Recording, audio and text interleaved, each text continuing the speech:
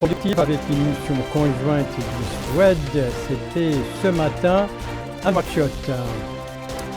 Une visite, celle du ministre des Pêches et de l'économie maritime à Nouadhibou, marquée par une réunion élargie hier soir dans notre capitale économique avec les cadres et les acteurs intervenants dans ce secteur. Un accord, celui signé entre la Mauritanie et les États-Unis, c'était ce matin à Nouakchott, il est relatif à la problématique de l'eau. Et pour vous prémunir contre la Covid-19, rien de tel que de se faire vacciner et de continuer à respecter les mesures préventives, la seule arme efficace donc contre ce virus de la Covid-19. Voilà donc pour les principaux titres de votre journal et c'est parti madame, mademoiselle, messieurs, bonsoir et bienvenue à votre 22h de ce vendredi 11 février 2022. En 22h que nous commençons par ces 7 activités ministérielles, 5 aujourd'hui, 2 hier et sur ces 7, 6 sont à Nouakchott, se sont déroulés à Nouakchott et l'autre et la 7e s'est déroulée donc et une s'est déroulée à Nouadhibou, notre capitale économique. Et pour commencer, c'est cette activité ministérielle, celle du ministre des Affaires économiques et de la promotion des secteurs productifs. Avec cette rencontre qu'il y a eu aujourd'hui, avec une mission conjointe du Suède, le Suède, c'est le projet d'appui à l'autonomisation de la femme et du dividende démographique. Alors, dans quel cadre s'inscrit cette réunion et sur quoi a-t-elle porté? Élément de réponse avec Bokar Baïleva. Une mission conjointe d'appui au projet d'autonomisation de la femme et des dividendes démographiques au Sahel, Suède, et en visite en Mauritanie. Et à cette occasion, le ministre des Affaires économiques et de la promotion des secteurs productifs a tenu une réunion avec la dite mission. Ousmane Mamoudou Khan a remercié le comité pour le rapport détaillé qui a été présenté à travers les visites effectuées dans certains départements ministériels, d'autant plus qu'il est le chef du comité régional de pilotage du projet Suède. Il a souligné que la Mauritanie travaillera à mettre en œuvre toutes les recommandations contenues dans le rapport, remerciant les membres du comité pour les efforts considérables qu'ils ont déployés tout au long de la visite. À son tour, le chef de la mission et directeur de l'Organisation ouest-africaine de la santé, professeur Stanley Okolo, a souligné l'importance de cette visite et les efforts déployés par la Mauritanie pour l'autonomisation des femmes. Par ailleurs, la mission a effectué des visites à l'École nationale supérieure de la santé publique de Nouakchott, la centrale d'achat des médicaments, équipements et consommables médicaux CAMEC et le laboratoire national de contrôle de la qualité des médicaments. L'objectif est de s'informer du fonctionnement de l'ensemble de ces structures. La mission conjointe d'appui au projet Suède a été également réussie par les ministres de la Santé, de l'Action sociale de l'enfance et de la famille et le délégué général à la solidarité nationale et à la lutte contre l'exclusion Tazour. L'objectif de la mission porte sur l'évaluation du partenariat technique entre cette organisation et l'État mauritanien à travers le projet Suède. Partenariat qui porte essentiellement sur l'appui apporté par cette organisation au ministère de la Santé, en particulier à l'École nationale des sciences de la santé de Nouakchott, la CAMEC et le laboratoire national de contrôle de qualité. Pour rappel, l'un des objectifs les plus importants du projet Suède d'ici 2030 est de réduire autant que possible les décès maternels et mettre fin aux besoins non satisfaits en matière de planification familiale et de violence sur les femmes.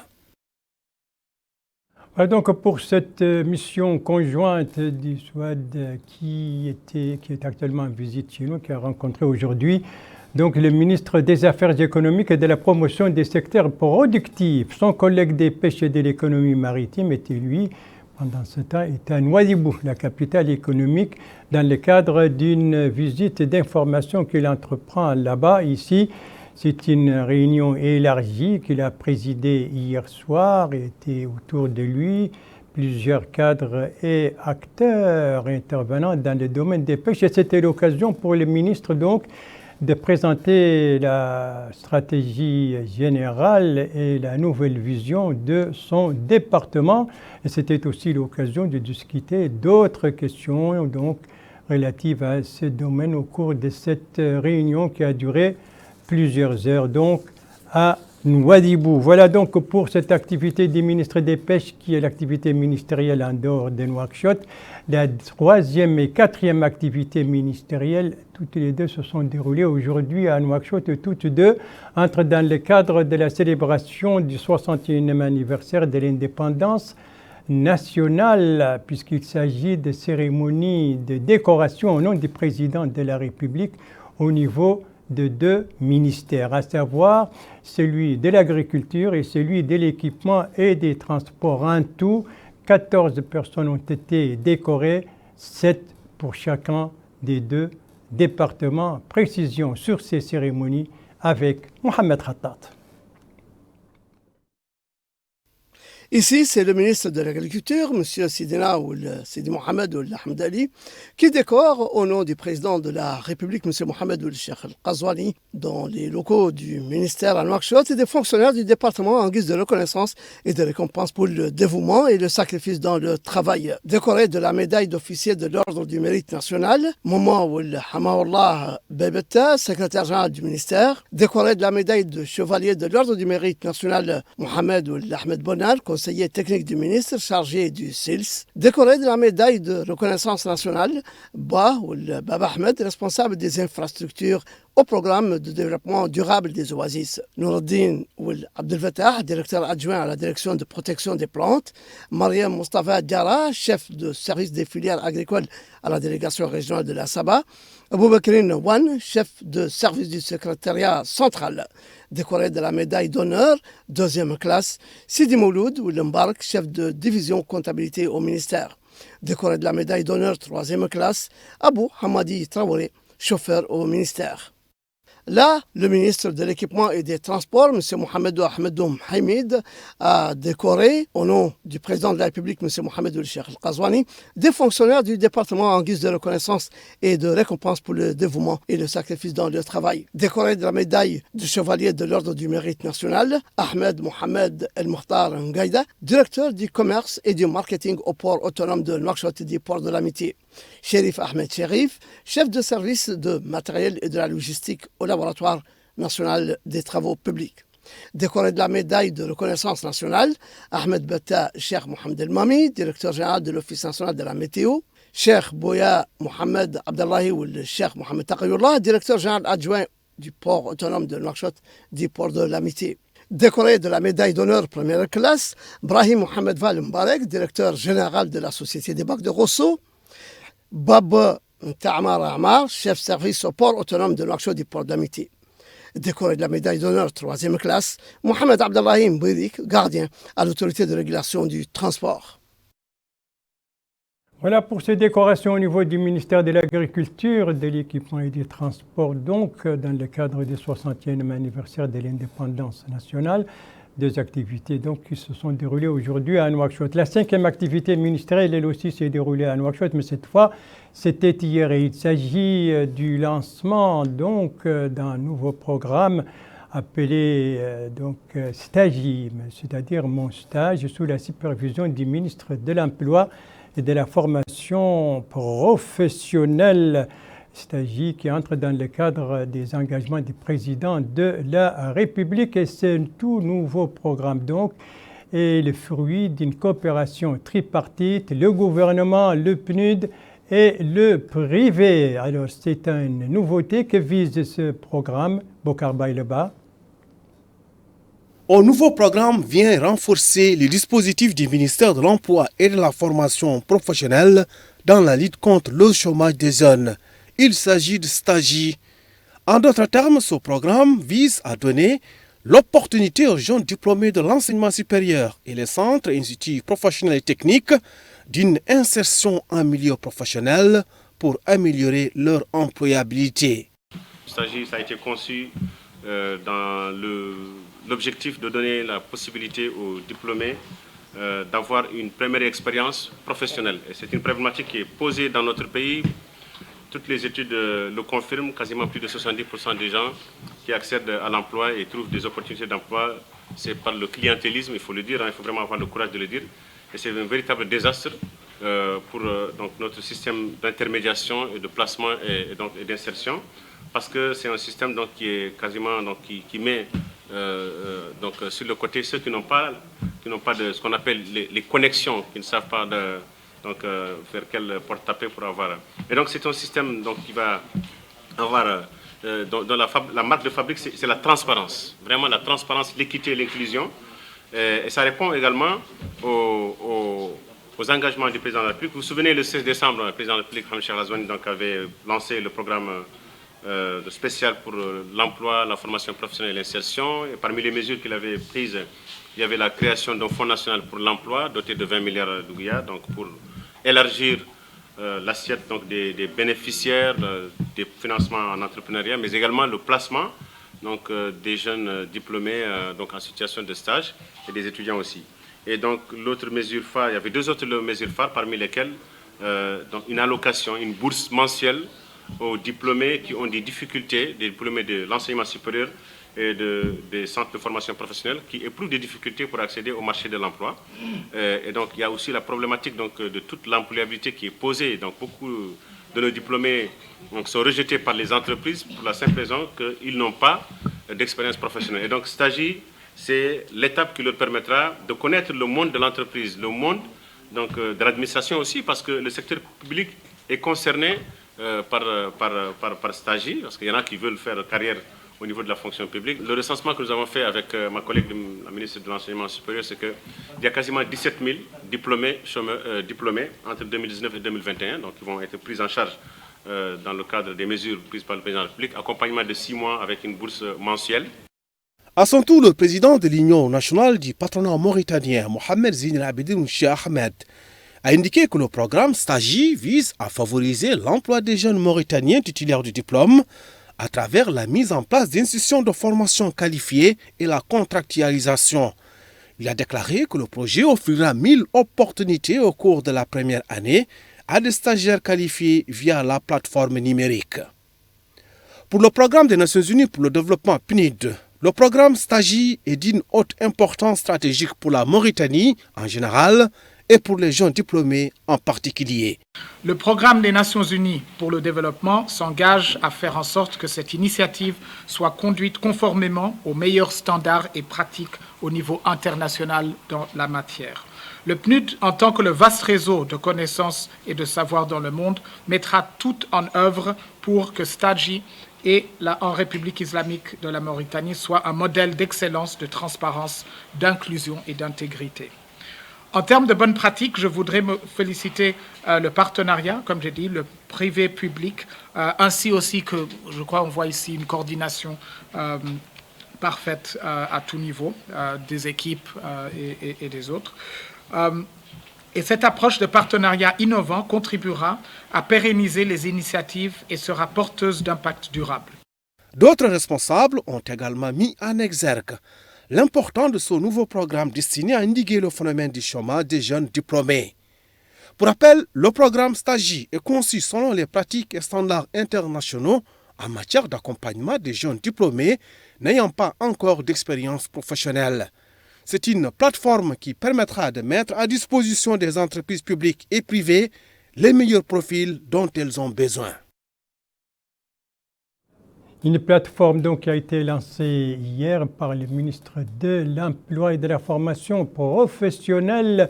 Ça, c'est le tout nouveau programme Stagi, donc mon stage de ce ministère, et qui concerne donc les diplômés des universités, des instituts et des centres de formation professionnelle et technique. Et c'était le fruit d'une coopération tripartite, je le disais, entre le gouvernement, le PNUD et le privé. La coopération, nous y restons encore un instant, cette fois pour parler de la coopération entre la Mauritanie et les États-Unis, une coopération qui vient de s'enrichir d'un nouvel accord, il vient d'être signé. C'était précisément aujourd'hui à Nouakchott, signé par le ministre de l'Hydraulique et de l'Assainissement et par l'ambassadrice des États-Unis. Des précisions sur cet accord signé aujourd'hui à Nouakchott avec Abdoulaye Demeba. Global de 9,5 millions de dollars, cet accord permettra aux techniciens mauritaniens de développer et évaluer de manière efficiente et durable les ressources en eau du pays. Ce partenariat entre le ministère de l'Hydraulique et de l'Assainissement et le USGS, United States Geological Survey, permettra de mettre en place les conditions propices afin de faciliter l'accès en eau pour les wilayas du Nord. Mohamed Hassan Ould Mohrez, ministre de l'Hydraulique et de l'Assainissement, a précisé que cet accord qui est paraphé avec le USGS va bénéficier aux wilayas du Trizemou, de l'Adrar et du Tagan. Il a aussi affirmé que le gouvernement a défini les objectifs dans le cadre de la stratégie de croissance accélérée et de prospérité partagée visant l'approvisionnement durable en eau potable. Cet accord mauritano-américain va permettre le USGS, en étroite collaboration avec le ministère de l'Hydraulique, de couvrir 5 composantes. 1. Déployer des outils de télédétection afin de relever les zones où pourraient se trouver des aquifères. 2. Procéder à une évaluation hydrogéologique du zone de Tirizamour, de l'Adrar et du Tagan. 3. Entreprendre une évaluation économique du développement et de l'exploitation durable des eaux souterraines. 4. Produire des recommandations sur le monitoring du réseau d'eau souterrain pour permettre une prise de décision basée sur des éléments scientifiques relatifs à la durabilité de la ressource. Et 5. Procéder au renforcement des capacités et transfert de technologies. En plus de la disponibilité du liquide précieux, ce partenariat permettra une gestion rationnelle des ressources hydrauliques. Voilà donc pour cet accord signé entre les États-Unis et la Mauritanie, c'était aujourd'hui un accord donc relatif à la problématique de l'eau. La 7e et dernière activité ministérielle dans ce journal, elle a pour lieu l'agence mauritanienne d'information, l'AMI. Elle s'est déroulée hier, l'AMI, dont les travailleurs ont organisé une cérémonie en présence du ministre de la Culture, de la Jeunesse, des Sports et des Relations avec le Parlement, porte-parole du gouvernement. Précision sur cette cérémonie avec Mohamed Khattat. C'est dans une ambiance festive que les employés de l'Agence mauritanienne d'information ont exprimé devant le ministre de la Culture, de la Jeunesse, des Sports et des Relations avec le Parlement, porte-parole du gouvernement, M. Mokhtar Ould Dahi, leur remerciement et leur gratitude au président de la République, M. Mohamed Ould Cheikh Al-Qazouani, pour leur avoir permis de se doter pour la première fois d'un statut avec des avantages financiers et moraux et d'un règlement intérieur. La motion a été lue au nom du personnel de l'établissement par le journaliste Isselmou Ould Sidi Mahmoud, qui a déclaré que le personnel de l'Agence mauritanienne d'information est reconnaissant pour le président de la République pour la grande attention qu'il a accordée depuis son accession à la magistrature suprême de la République au département de l'information, soulignant que cela a été manifesté par un certain nombre de réalisations, dont l'amélioration significative de la situation financière des organes de presse et de leur personnel. Il s'agit, a-t-il dit, de la concrétisation d'un engagement donné par son Excellence le Président de la République dans son programme électoral. M. Sidi Mahmoud a fait mention des importantes aides généreuses accordées à de nombreux journalistes malades dont les frais d'évacuation et de soins ont été entièrement pris en charge par l'État.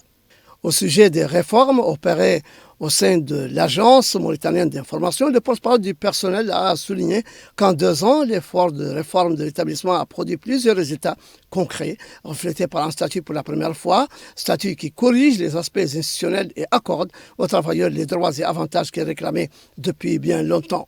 Tous ces succès n'auraient pas été possibles, a-t-il dit, sans la volonté politique et la vision perspicace de son Excellence le Président de la République et la réactivité et le suivi des départements concernés, en l'occurrence les ministères des Finances et celui de la Culture, de la Jeunesse, des Sports et des Relations avec le Parlement. Il a également souligné les actions de renforcement des libertés de presse et d'expression, la mise à niveau des journalistes et le rétablissement dans leurs droits, comme ce fut le cas des confrères Mamouni Ould Mokhtar et Bouna Ould Daf, qui avaient été licenciés arbitrairement. Lui succédant, le journaliste Maarouf Ould Da'a a brièvement passé en revue les étapes de l'achèvement du statut a décrit la situation des travailleurs avant son adoption et après son application, précisant sur la base des chiffres les augmentations conséquentes de salaire dans les divers échelons et catégories du personnel. Il a indiqué à ce sujet que des critères justes et équitables ont été observés tels que l'ancienneté et la qualification de l'employé. Il a souligné que les plus importantes augmentations de salaire introduites par l'application du statut ont prioritairement bénéficié à ceux qui étaient les moins rémunérés. Il est à noter qu'à la fin de la cérémonie, le ministre de la Culture, de la Jeunesse, des Sports et des Relations avec le Parlement, porte-parole du gouvernement, M. Mokhtar Dahi, a reçu des mains du doyen des chauffeurs de l'agence, Srayer Ould Salm, une lettre de gratitude adressée à son Excellence M. Mohamed Ould Cheikh Al-Qazouani par les travailleurs de l'institution, lettre soigneusement écrite et déposée dans un bouclier doré estampillé du logo de l'agence. Voilà donc pour cette cérémonie organisée hier soir par l'Agence mauritanienne d'information en présence du ministre de la Culture, de la Jeunesse, des Sports et des Relations avec le Parlement, porte-parole du gouvernement. Merci de suivre les GTF de Mauritanie. La suite du journal avec d'abord la page médicale en 2 volets, l'évolution de la pandémie de la Covid-19 et la campagne pour les tout-petits, la campagne de vaccination pour les tout-petits dans la wilaya du Trarza. Vous le voyez sur les graphiques, donc les derniers chiffres de l'évolution de la pandémie de la Covid-19. On a enregistré fort heureusement 0 décès, 82 guérisons et 15 nouvelles infections. Et le cumul de tous ces cas depuis le début de la pandémie s'élève à 58 557 cas positifs, dont 57 181 guérisons et malheureusement 971 décès. Donc l'évolution de la pandémie de la Covid-19 est une évolution qui est descendante, une courbe descendante. On est aujourd'hui ce soir à 15 nouveaux cas contre 1000 et quelques lors des dernières semaines. Une évolution donc qui ne signifie pas non plus de négliger, de continuer à respecter les mesures préventives ou de se faire vacciner si ce n'est pas déjà le cas. Le deuxième volet de cette page médicale, c'est la campagne des tout-petits, c'est-à-dire des enfants de 0 à 5 ans. On va voir le déroulement de cette campagne donc, qui continue depuis quelques jours. On va le voir, on va voir son déroulement dans la wilaya du Trarza. C'est un compte-rendu de l'un de nos correspondants permanents là-bas, Mohamed Lamine Dadi, compte-rendu revu en français par Naja Jekani. C'est à partir de Rosso, capitale du Trarza, qu'a été lancée cette campagne nationale de supplémentation en vitamine A et de déparasitage des enfants de 5 à 59 mois qui en est à son 4e jour. Grâce aux efforts conjoints entre les 2 délégations régionales des ministères de la Santé et ceux des Affaires sociales, de l'enfance et de la famille, la campagne a permis d'atteindre au maximum de personnes. Le chef du département de lutte contre les maladies et de contrôle épidémiologique, M. Mohamed Valoul Abdallahi, a indiqué que 53% des enfants concernés par cette campagne ont reçu la supplémentation en vitamine A. Il a précisé que des équipes médicales ont été mobilisées pour prémunir les enfants contre les maladies ciblées par la campagne et leur permettre d'avoir une croissance normale. Les parents des bénéficiaires ont exprimé leur satisfaction quant aux efforts déployés par les pouvoirs publics. Cette campagne permettra de détecter la malnutrition de manière précoce et de remédier aux carences éventuelles tout en diminuant les risques que fait peser la malnutrition sur le développement de l'enfant. Voilà, les autorités donc sanitaires et sociales et administratives satisfaites donc au Trarza du déroulement de cette campagne de vaccination des tout-petits et les résultats obtenus. Autre satisfaction, mais cette fois elle nous vient d'Ayoun, la capitale du Haut-Dararbi. Satisfaction des retraités à la suite de l'augmentation de 60% des pensions, une mesure qui est entrée en vigueur depuis le 1er février dernier. Constat de cette satisfaction par notre correspondant permanent là-bas, Elvara Chibani, compte rendu revient en français par Abdoulaye Demeba. À Ayoun, les retraités qui sont répertoriés au niveau de la caisse de sécurité sociale ont déjà bénéficié de la hausse de 60% de leur pension de retraite. Cette augmentation qu'ils ont acquise est effective à compter du mois de février courant. Ils ont tour à tour exprimé leur satisfaction pour cette augmentation de leur pension. Ils ont aussi souligné que cette hausse est effective et ils ont bénéficié de ce soutien au moment opportun. Ils ont remercié les autorités du pays. Ils n'ont pas aussi manqué de demander une nouvelle augmentation de leur pension. Le directeur régional de la caisse de sécurité sociale, Ohod El Karbi, a affirmé que 288 retraités ont eu à bénéficier de cette hausse au niveau de ces wilayas. Il a aussi précisé que cet acte rentre dans le cadre du programme et priorités du chef de l'État. Il a enfin déclaré que dans le cadre de la mise en œuvre de cette mesure, des missions de sensibilisation ont été déployées à l'intérieur du pays. Satisfaction donc des retraités du Ohod El Karbi à la suite de l'augmentation de 60% des pensions, une mesure entrée en vigueur depuis le 1er février dernier. C'est sur cette satisfaction que se termine ce journal. Merci à vous, madame, mademoiselle, monsieur, de l'avoir suivi. Merci bien entendu aux équipes rédactionnelles et techniques qui ont participé à sa conception. Je vous en rappelle les principales informations.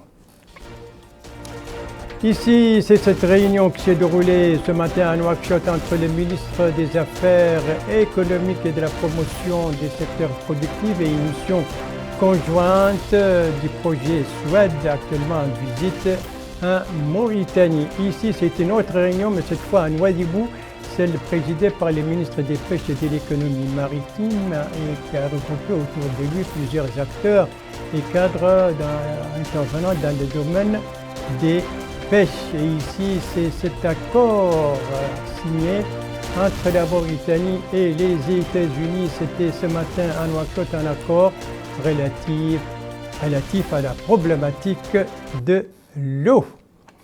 Et puis, n'oubliez pas, et c'est un rappel que j'ai fait chaque fois après chaque journal, n'oubliez pas de continuer de respecter les mesures préventives et de vous faire vacciner si ce n'est pas déjà le cas. C'est une arme efficace contre la propagation de la COVID-19.